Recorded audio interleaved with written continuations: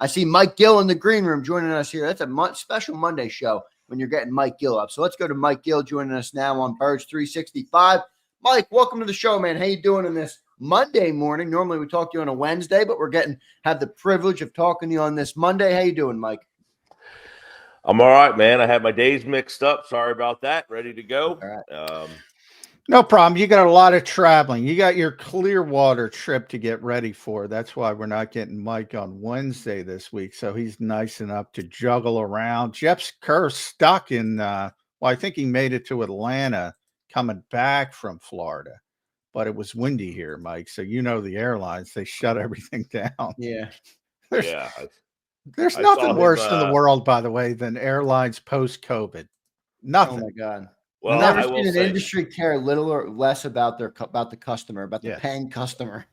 The Orlando airport is one I do not recommend. I've not had a lot of bad. I'm with you. I have not had a lot of bad airline problems. You know, I'm generally in, out quick, blah, blah, blah. I don't have a lot of bad things to say in terms of my personal travel.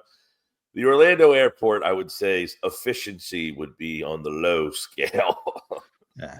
Well, a lot of kids, too. So, you know. Well, that's it. If you go in March, you're getting just packs of like high school groups that are down there, and the place is just a mess. Yeah, it is. You're right. You fly out of Atlantic City a lot. I think that helps because Atlantic City is such a small airport. I think they know they have to get shit out on time. Or generally, there's only one flight going on. I mean, like, I'm going to Tampa tomorrow. There's only one flight. That's it. I mean, there might be another flight for Fort Myers, but it's very Atlantic City would be high on the efficient scale. Orlando, low. I agree. I love that airport. Yeah. AC is a nice airport to go. It's very quick and efficient. I wish they would get another carrier or two. Nothing against the carrier that's there, just more options. They only fly like the 6 places in the off season. So All right, Mike. Johnny Mac has dubbed this the Temu off season for the Eagles, meaning that they're shopping at the clearance rack all day, every day here. What do you think? Week 1 is in the books. Milton gone, Josh gone, Mekhi Becton is now gone. All the names, Mike, that we talked about. Will they be back? Everybody except Bourne. Now, I will say about Bourne, he was the only all-pro free agent out there. So the Eagles got him done early, but they did get the best free agent available in Zach Bourne in terms of all pros. But your thoughts, man, this is a whole new team. The 2024 Super Bowl team is gone, Mike. Well, and I think you guys were hinting on it before I got here. We talked a little bit this week, and I've talked about it on my show as well, which is every guy that walked out the door, they essentially think they have somebody in-house that can replace them. They also did a little discount rack shopping to bring in some competition. We're not just going to hand you the job, Kaylee Ringo. We're going to bring in a guy, Adoree Jackson, who's been a starter, a former first-round pick, and we think has a little left in the tank. Same thing at the offensive line. Tyler Steen, we're not going to hand you the job. We trade it for a guy who was a first-round pick, much like the guy who beat you out last year. On the edge rushing side, Josh O'Shea is not a guy who, jumps off the page. He had one very, very productive season. He was a high draft pick. The Eagles are saying, we're not going to hand you a job, Jalen Hunt. You got to beat this guy out. Everywhere pretty much, and I think, John, I caught the tail end of what you were saying, except for defensive tackle, did they go out and bring in a veteran player and they basically, as we've talked about, they're not going to give you a 2-year deal to be a backup. Come in, 1-year deal, show us, compete with the guy that we drafted, and have that guy that we drafted hopefully wins the job. The guy who got the 1-year deal hopefully is the backup player, and that we think will help us. And then they have 20-plus draft choices coming next this draft and the 2026 draft, and they think if they can kind of use the core of their offense coupled with the fill-in pieces and then these draft pieces, that they should be right back where they were. And look, if they win a Super Bowl this year, great. If not, we think we can be right back there to compete in 2027.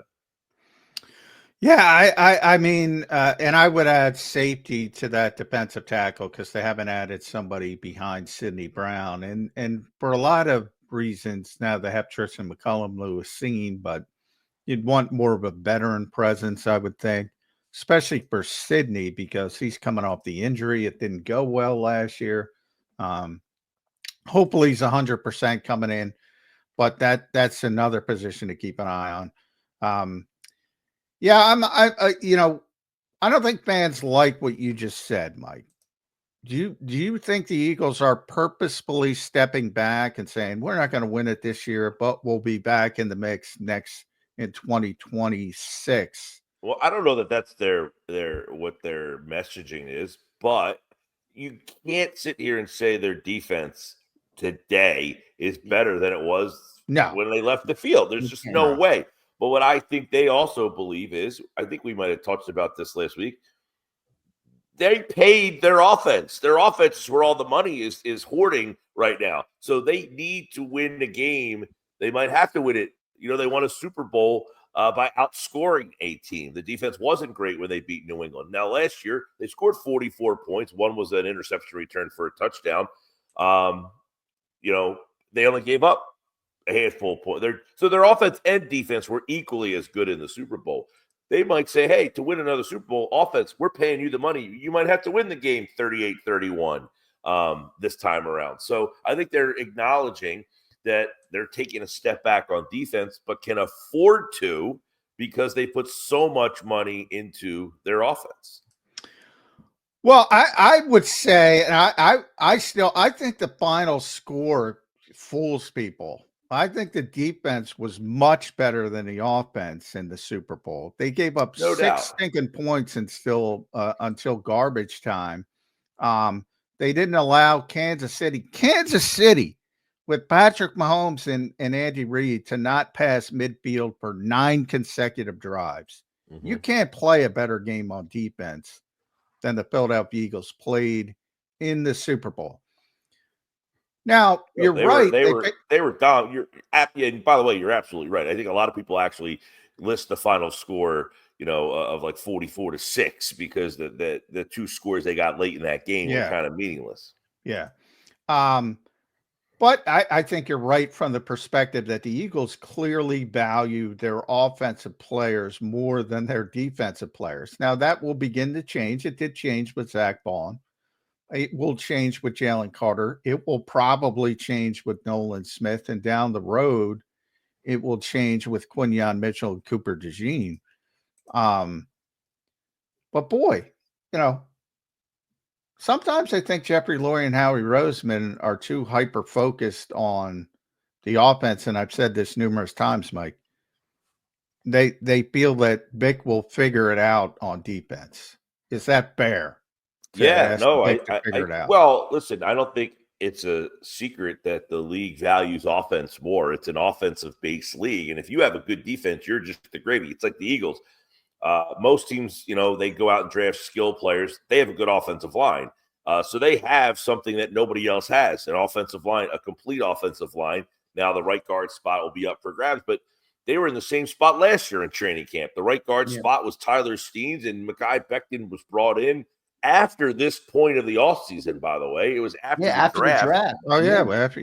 That they brought Becton in, and he ended up winning the job, and now he made himself $20 million. So they still have things that they're going to do. I wouldn't be surprised if we still saw a trade of some magnitude to bring somebody in here with all the draft picks they have. That's not a shocking statement, I'm sure. But, you got 4 fifth-round picks or something to that effect. You got future picks that you got coming out the yin-yang here, so they can still target a veteran player if they like, and they've been a team that has done that in training camp. I mean, you might get to training camp and say, okay, I think we need a safety, and they traded for Ronald Darby, right? 3 weeks before the season started a couple of years ago, and that team, the Darby team. Darby team made the Super Bowl. He was a Super Bowl corner. Yeah. Yes. And obviously CJ came the first time at the initial cut down to 53. They made that trade. The first time CJ was in. So yeah, Howie has been with all the very picks they consistent. have in next year's draft coming, it's still an opportunity for them. So it's very slow right now. There's nothing exciting, and you're losing guys. So I don't think anybody can say the team is better right now. And look, the teams around them have gotten better. There's no question about that. The Rams have upgraded. Washington keeps adding, whether you like what they've done or not. Detroit, look, they were the number 1 seed. They were the home field advantage. They were really banged up. I think we can all acknowledge that Detroit was not the same team at the end of the year. The battle of attrition, they lost, and they've gotten better. They're going to get healthier, and they've gotten better. So there's a bunch of teams Lost their around coordinators, though. That's always difficult. That's always difficult. That is true. They are probably a more talented team than the number 1 seed, but you're right. They lost their offensive coordinator and they lost their defensive coordinator. And Dan Campbell was already being questioned he was, it's funny. Nick Sirianni was the buffoon. Dan Campbell was great. And now Sirianni wins the Super Bowl, and Campbell, they're like, well, this guy can't coach without the other 2 guys around him. Yeah. It's funny how quickly that is all kind of flip-flopped here. But now we're going to see Dan Campbell, how he kind of perseveres without the 2 guys that had been around him for a while. But, that team on paper Chicago has gotten better. Minnesota, we'll see the quarterback situation there, but they have added some pieces around. They've gotten way better, Minnesota, but it's hard to. Yeah, they've done a great job in free agency, filling their holes because they were weak on the interior offensive line, defensive line. They got much better at both spots. Yeah. 2 areas, offensive line where they really struggled over the years. Yeah. But we don't know anything about the damn quarterback, so it's hard to take them seriously. We don't know who their quarterback. I mean, are they going to stick with J.J. McCarthy? Is it going to be Aaron Rodgers? I mean, that's boy. I don't know how you go into a season with J.J. McCarthy, who didn't make it through 1 preseason game before he got injured with that roster. I don't know how you can do it. Yeah, that division's going to be fun, man. Minnesota, Detroit, Chicago, those 3 teams are and Chicago, it's a very big wild card because of, you get the new coach there. So a lot of times you just assume, okay, the new coach, you got an offensive minded coach with the former number 1 pick, that should just make them. They refurbished that whole offensive line, and their defense was already they did it good. Too. Yeah, yeah. Packers finally. I mean, the Packers are going to be solid. Yeah, that's a 4-man race, man. In that teams division. are finally figuring out you got to build an offensive line. That is starting to. Chicago did it. Minnesota did it in that division. Who knows if it works, but if those teams in the case of Minnesota with that roster, in the case of Chicago with that talented young quarterback, if they have good offensive lines, that could shift the landscape a little bit. Tampa Bay is another team that has done some stuff. Yeah, Tampa Bay is and Baker Mayfield might be the most underrated quarterback in the NFL, as far as I'm concerned. I like Baker too. But I want to talk Dallas Goedert with you, Mike. A lot of people, the Eagles signed Harrison Bryant on Friday, and then they signed Kylan Granson on Saturday, 24 hours apart. 2 tight ends, and I saw a lot of people jump to the conclusion, well, that's it for Dallas Goedert. Now, it might be it for Dallas Goedert because he might be in the category where they just can't afford to pay him from their perspective, and they're worried about down the road. But that can't be the replacement for Dallas Goedert. That can't it? I on the surface, I would say I agree. I also look at it and say, and I had Josina Anderson on my show last week, and she said they're looking for a 4th, and kind of laughed at I don't think they think they're actually going to get a 4th. So are they willing to trade 2028 4th? Right, exactly. Now he won't mind unless it's down the road. Yes.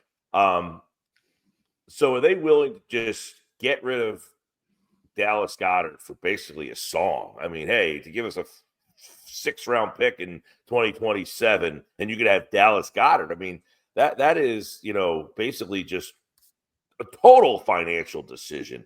And then by thinking, well, we got two guys in here that we think can fill the need based on the fact that they have won games without Dallas Goedert. I mean, he misses 4 to 5 games, it feels like, every year. This year, they didn't skip a beat without him, right? I mean, they didn't lose a game when he went out this year. And I don't know that they lost a game the couple times that, I mean, it's not like they didn't lose a game when he came back, and it was really good, though. He's really good. I get that, yes. Yeah. But that's the thing. It's like, how much of a financial burden is he that they feel that they have to, like, okay, so the decisions are, would he play on this deal? Or is he going to say, no, I'm not going to play? They're like, do they hold the cards in that aspect? Or do they just not want to pay him even what he's getting paid this year? Yeah, I mean, the cash outlay would be, I don't know, about 11.8 million. That's what it comes down. Yes, that's what Yeah. it comes down. I think it's like 11.8. That's what it comes down to, though. Really, is he not going to play on this deal? Or the Eagles say, look, we don't want to pay you this money. You know, Solomon Wilcots said something interesting I liked, and I'm going to steal, but I'm not stealing because I'm citing. And Solomon used to be a corner in the NFL, longtime corner of Cincinnati, a couple other teams, but he said, especially in the modern game, you want volunteers, not hostages. You want guys, in other words, you want guys that want to play for you. You don't want to sit, because I think a lot of fans say, well, Dallas Goedert is under contract. Just play under the last year of your contract with no guaranteed money left. No, and they want to play this hardball. It just doesn't work that way, Mike, especially in this era. And I thought Solomon described it perfectly as a former player. Well, you can do it. It's what the Eagles, that worked out well with Hassan Reddick. You know, they don't do it often, but when they try to do it, it never works out well. It's not only the Eagles, it's everywhere. So I thought, you want volunteers, you don't want hostages. And if they don't do anything with Dallas Goedert's contract and they say, just play it out, you got a hostage. And I don't think that works out well, ever. Yeah, and listen, it comes down to, is Howie holding out to get a trade? And this is where these things get interesting. It comes down to me, it's like all these teams now know you want to trade them. They're not going to give you what you want unless somebody really, really wants Dallas Goedert, unless they feel like they can be the team. Why are we going to give you something? You're just going to release him. Like you have that whole game. If we release him, then he's open to everybody to sign. And then it's like, well, guess what? We think we can get him more so than this team. This is an interesting, stare down here, because do the Eagles feel like they have to move on from Dallas Goedert? Like, that is the interesting part. Like, why are they looking at this and saying, we think we have to move on from him now? Well, I think from their standpoint, it is the cash, and they'd like to work out a short-term extension. And Dallas is probably looking at it like he's 30, and this is his last chance to get a meaningful extension with significant guarantees. The issue comes pre-June 1st, post-June 1st as well, because pre-June 1st, they lose about $9.5 million of cap space. Post-June 1st, they gain $4 million plus. But post-June 1st, everybody's budgeted. Can you bring on a big money addition? Everybody's planned at the position. I mean, Denver was a team everybody said was hyper-focused on getting Dallas Goedert, and they went on and signed Eric Ingram. That's what happens. You gotta pivot. You can't wait if you're other teams. There's a lot of complications with this one, Mike. Well, you wonder if they called and then got the feeling they're not going to let him go. Yeah, I mean, that's their feeling. Their feeling was they had to turn the page and go in a different direction. Right. So that makes it more difficult. Short-term, play this year, give them a little bit more money next year, revisit it, kick the can down the road. That's what the Eagles should do. I don't know if they want to do that. They've been so disciplined this I offseason. feel like they would do that, John. I just don't think I don't think Dallas would, based on what you've been saying, right? He wants to cash in. If he puts it one more year down the road, he's probably going to limit his earning potential in the future. Well, I'll tell you. And Mike's right. They won games because they were so good when Dallas got hurt last year. But I'm not excited about a tight If end you bring room. in a tight end room with Grant Calcaterra and then the two guys you just Yeah, signed, I mean, It ain't pretty, boys. and remember the draft is coming, and it's a deep tight end draft, and maybe that's their plan. They're going to get a meaningful piece at tight end in the draft. So we have to I'm factor in the assuming, and I draft don't as know, I well. haven't seen the contracts like fully, but I'm assuming the two guys they have are Oh, that easily minimum. right, are easily cuttable. So you bring them in, probably two guys that they like that had some talent. That maybe Harrison Bryant's a guy that in that draft class they might have had an eye on him. Yeah. Couldn't get him. Wanted to take a look at him themselves. The kid from the Colts, same situation. Got insight there because of Shane Steichen. So they probably have a good So and listen, those two guys could be battling with each other. You could have a situation where one makes it, the other one doesn't. You guys are battling each other. We like Calcaterra. You're the other guy. Jack Stoll has been in and out. I know he went down to New Orleans with Kellen Moore, but you've had a guy like him in and out of here 15 times. Just try to find a guy that we feel comfortable with that can maybe add more than Stoll did. At Mike Gill Show, make sure you follow Mike. I'm sure you got to go to work now, Mike. The sports. I'm also running. My battery is laughing at me. It's about to die. All right. At Mike Gill Show on YouTube. I'm having a rough morning today. I'm here drinking my coffee, just watching stuff, and I got your text, and I was like, I'm not used to the Monday routine and getting ready until my meeting is at 10 o'clock here. Any St. Patty's Day stuff going on the station today? A little day drunk for the people. I'll read the text, and I'm sure I'll think they've had a little St. Patty's libations. Yeah, I'm sure they will. Mike, appreciate you joining in, man, being flexible with us this week on a Monday. We appreciate it as always. Travel safe, man. You heading down to Clearwater, right, for the Philly spring training. So travel safe down there. Enjoy it. Enjoy that nice, warm Florida weather. And we'll catch you when you get back, Mike. Appreciate it, brother. All right, everybody. See you. Thanks, bud. There's Mike Gill joining in on Birds 365. Well done by Mike Gill. Good to get him in here. Appreciate him checking in on a Monday. As John mentioned, we'll get Jeff Kerr tomorrow. I know everybody likes to listen to Jeff Kerr on Mondays.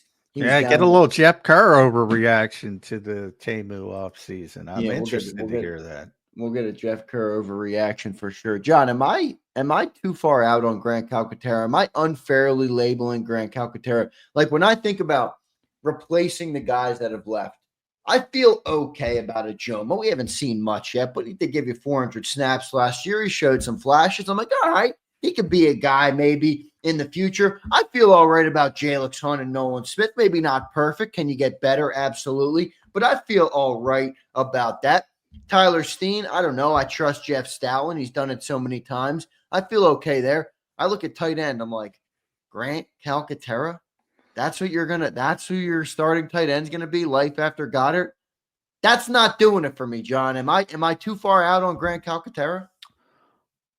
I don't blame you for saying that's not doing it for me, but I do think you're a little bit too high on the other guys then, because I think you got a larger sample size with Grant Calcaterra than some of the names you mentioned. I do think people would be surprised by how good he is as a receiver if he was forced to play a lot. My concerns are obviously the blocking aspect of the game, which is big for a team that runs the football as much for the Eagles, and you would have to piecemeal it. And that's why. And Goedert does that well, by the way. I mean, and he does both, but that's rare. You're probably not going to find a two-way tight end. Again, another reason to bring Goedert back, in my opinion. But again, So you would have to piecemeal it with Calcaterra, and then probably, as Mike pointed out, the winner of Kylan Granson, Harrison Bryant competition. My early indications would be the Eagles like Granson a little bit more from just talking with some people. They had a lot of interest in him. And they know him well. Shane Steichen Nick are still very good I friends. did watch some Kylan Granson highlights, if that's believable. You got me beat. I did. He does have good hands, but like hasn't been super productive in his career, so we'll see what he can do. But so yeah, well, either of them have been, but they're more the blocking. Although they're both undersized. They're when I say they're better than Grant Calcaterra as a blocker, but they're not good blockers. Like if you're getting Michael Mayer, and I still think if the Eagles went into training camp, even forget about the season, but we'll go to the season. If they go into the season and their 3 tight ends are Grant Calcaterra, Harrison Bryant, and Kylan Granson, I'd be stunned. So, I mean, there's more to add probably in the draft. If yeah, you the best place to project it would be the draft, right? Yeah, if you do lose Dallas Goedert,